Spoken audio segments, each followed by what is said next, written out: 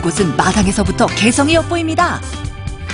집 외관도 이국적인 것이 꽤 근사한데요.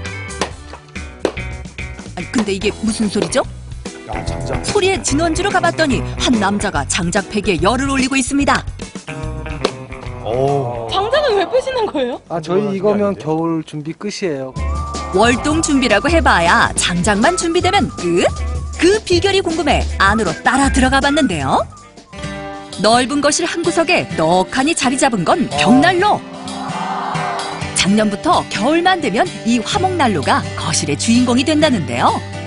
과거 기름 보일러를 사용했던 부부는 비싼 난방비의 부담을 느껴 지금은 화목 보일러와 이 화목 벽난로로 난방을 하고 있답니다.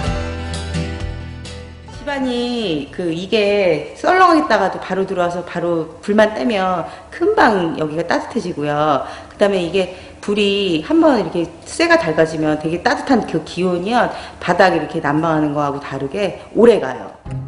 벽난로는 이 집의 높은 천장 구조에 맞춰서 설치되었는데요. 긴 연통을 타고 올라가는 난로의 온기 덕분에 1층 거실은 물론이고 2층에서도 추위를 모른다고 하네요. 부부의 집에 손님이 찾아왔는데요. 그 주인공은 바로 친정어머니와 동네에 살고 있는 이웃 사촌.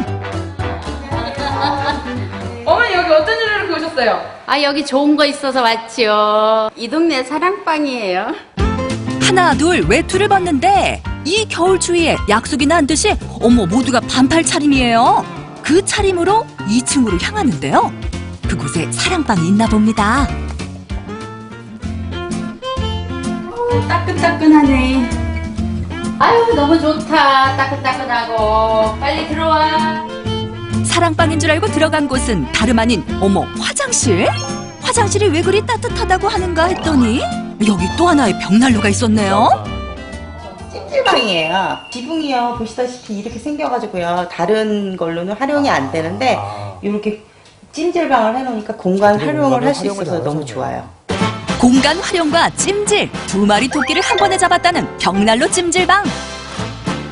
평범한 화장실을 특별한 찜질방으로 만든 이 벽난로는 이 집을 지을 때 아내 장윤희 씨가 특별 주문한 건데요. 늘 추운 곳에서 일하는 남편 안한수 씨를 위한 것이었다네요.